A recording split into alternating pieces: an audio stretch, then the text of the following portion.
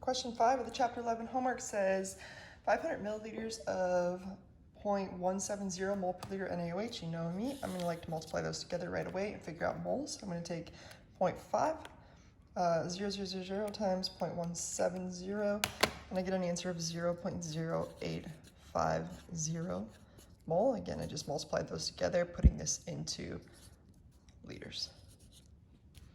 All right, then we're going to take that NaOH and add it to this weak acid.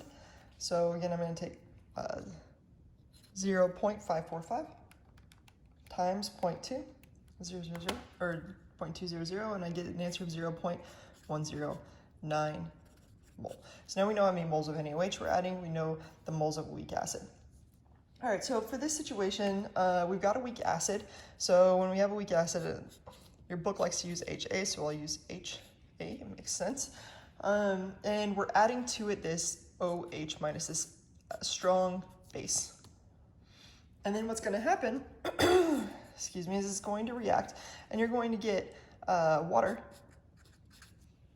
and the conjugate base of A minus. In other words, it's H plus joins with the OH minus, nothing new there, but you're just left with this A minus as a weak acid component, in other words, a conjugate base.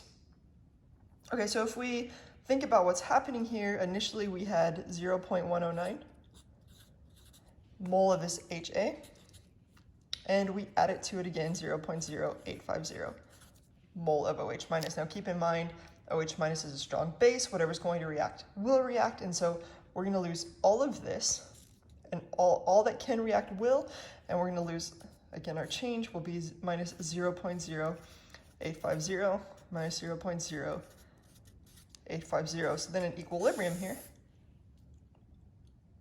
and over here I should point out that we'll also add 0.0850 over here. So for every one of these we lose, we create one of those over there. So at equilibrium, we've got 0.109 minus 0.085, 0.024. This guy, that point is moot. And over here we have 0.0850.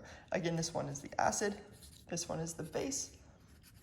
And now we should be thinking Henderson-Hasselbalch. Now, if you don't have an introduction to Henderson-Hasselbalch, I suggest going back, I think, a chapter or two to where I reveal the how that equation is derived, and kind of walk through it a little more and utilize it in a few different situations. So I suggest you go back there if you're not familiar with it. I'm just going to move on. So Henderson-Hasselbalch is a great equation for buffers.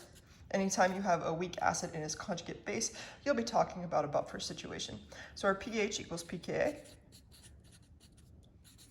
plus the log of base over acid. Now this can be in concentration as long as you're taking into account the overall volumes. So oftentimes you're given an equation that has the concentrations, but it doesn't tell you anything about volume because it's assuming it's in one single container. In those situations, you can use the concentration, but here you mixed 500 milliliters with 545 milliliters, so you would have to divide the moles by that 1045 milliliters, in other words, the total amount here, in order to figure out the concentration. So in those situations, it's just best to use moles. It saves a step, and you end up dividing out that volume anyways. So our pH here is going to be equal to pKa. That would be the negative log of the Ka. The Ka is given right here is 5.46